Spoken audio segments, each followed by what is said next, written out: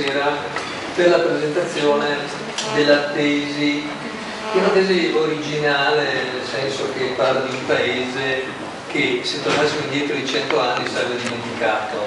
100 anni dopo invece ritorna al centro del Casso. E Elisa Antole ha elaborato questa tesi insieme a Marica Pinzano, un architetto, lei è specializzata in restauro. Il titolo della tesi è Analisi e riqualificazione del paese di Casso. Poi qua abbiamo anche dei cittadini di Casso, siamo anche molto felici di ospitarli. Il punto qual è di questa tesi? La domanda che ci sono poste: come riqualificare un paese che sostanzialmente è abbandonato?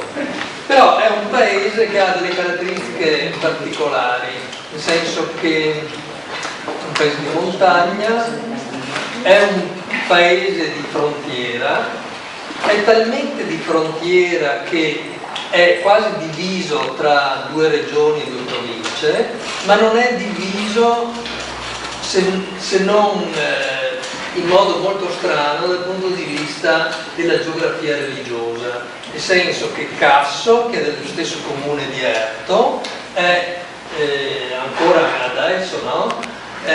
Sotto la giurisdizione del vescovo di Belluno, mentre Erto sotto quella invece del vescovo di Pordenone.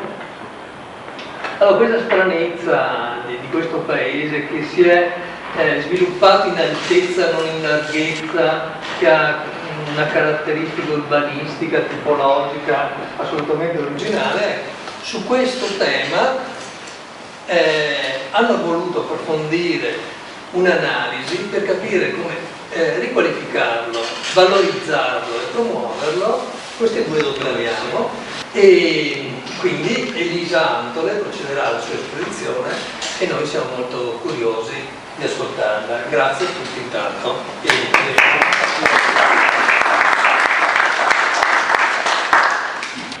Allora, buonasera a tutti.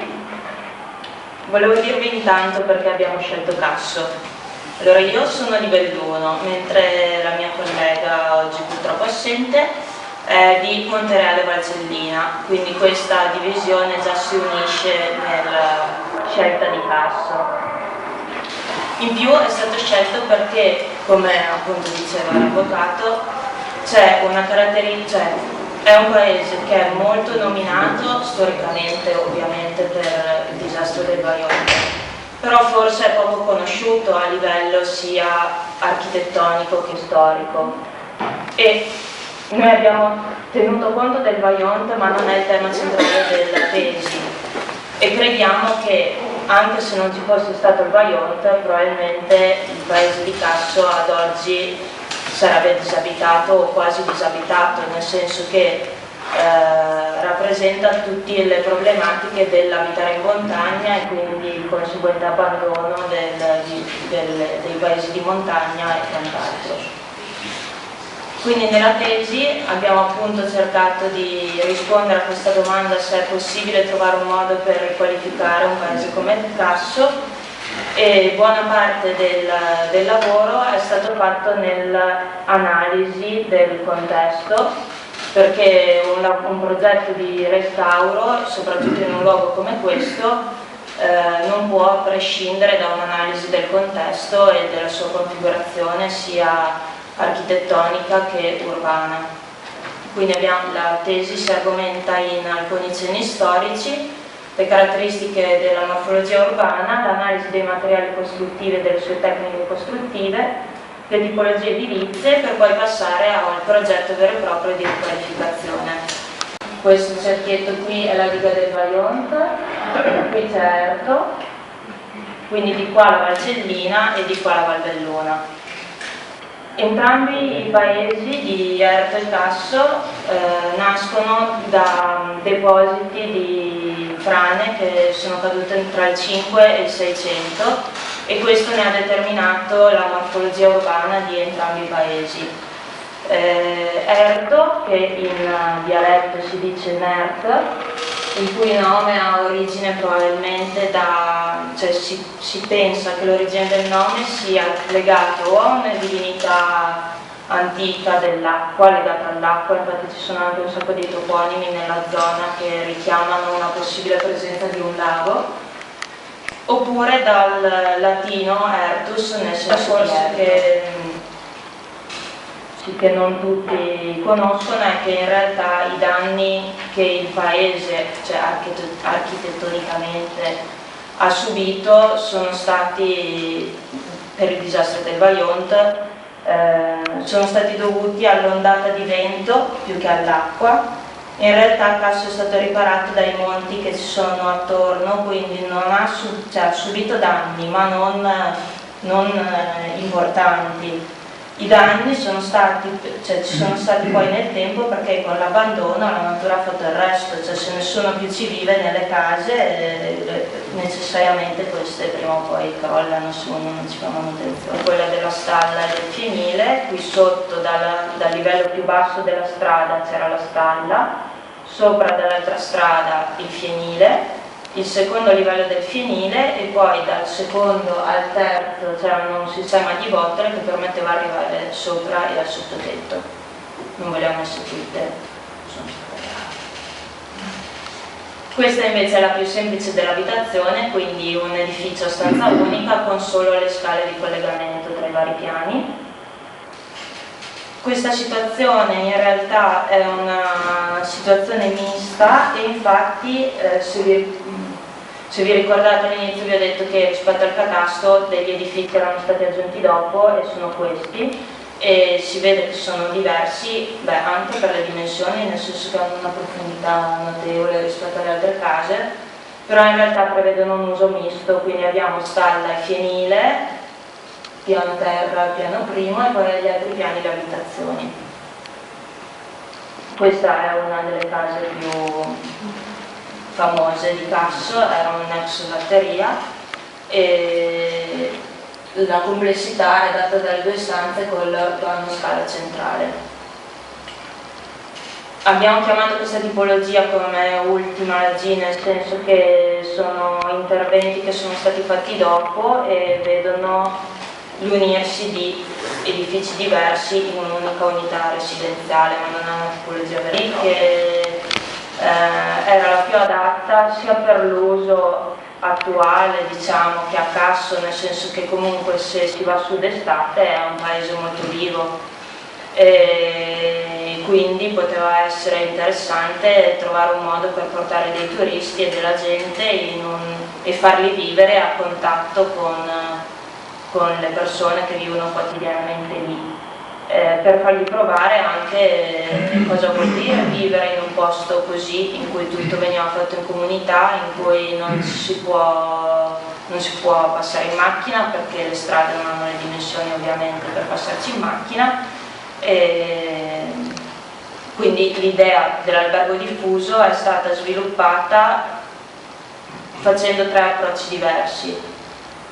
Uno è stato il restauro conservativo, nel senso che ci sono degli edifici, pur non avendo cioè Casso non ha dei palazzi signorili, ha tutte case abbastanza povere, però ci sono degli edifici che hanno un carattere architettonico più importante di altri. Uno è sicuramente questo, che ormai l'abbiamo visto su 5 piani, e quindi l'intervento di restauro conservativo è stato proposto su questo edificio. Dicevo, prendo la parola di Albino perché ovviamente non ha potuto fare, altrimenti io come vice prendo voce per ringraziare innanzitutto il comando dell'esposizione del dottore Santoro, e invito ovviamente le domande che ha suscitato la sua presentazione, credo ci siano, dunque chi vuole porre delle domande per approfondire questo aspetto è ben accetto, anzi spero veramente di sentire da parte vostra qualche domanda. Vi lascio il tempo di pensare a questo, intanto vi do alcuni appuntamenti. Noi abbiamo già stilato, per chi è associato insomma lo sa, abbiamo stilato un programma estivo della delegazione in cui vi ricordo i prossimi appuntamenti. Il prossimo è a giugno ed è sabato 15 giugno a Fornesighe, Fonesiga, architettura, spazio e territorio.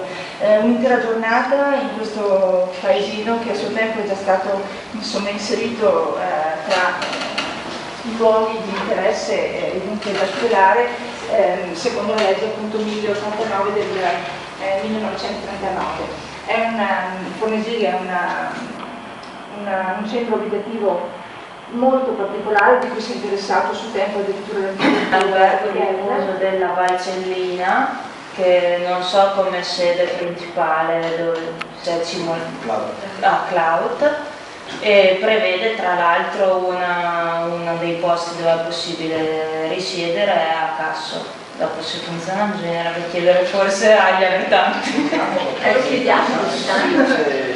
C'è qualche posto letto, non tantissimi, alcuni sono in edificio di completamento, adesso sarà breve, e in totale sarebbero tre edifici adibiti a...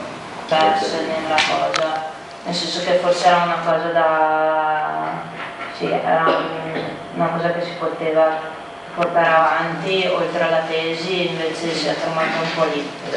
Sì, infatti, perché è peccato che non abbiate promosso anche voi un attimino a stimolare gli enti pubblici per incentivare un po' la diffusione di questo albergo. Sì, questo è sicuramente una cosa che purtroppo non abbiamo messo molta passione, ci siamo appassionati più di quello che pensavamo forse a questo posto, nel senso che secondo me passeggiandoci, io mi ricordo la sensazione che ho avuto il primo sopralluogo che abbiamo fatto, abbiamo trovato un'unica signora anziana che faceva l'orto su in cima, e poi non c'era nessun altro, eppure si percepiva che tutto quello che era fatto era stato fatto da qualcuno, per qualcun altro, per il futuro e con fatica, è un posto secondo me che ha una suggestione e una poesia incredibile. L'esperienza nella ristrutturazione in una piccola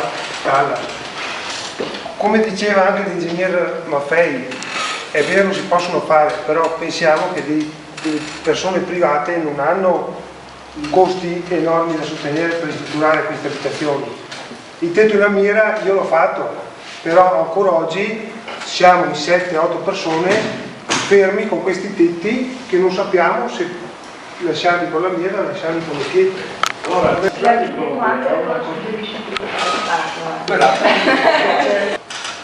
Da 15 anni è coperta da un telo perché il piso è retro. E come mai secondo lei?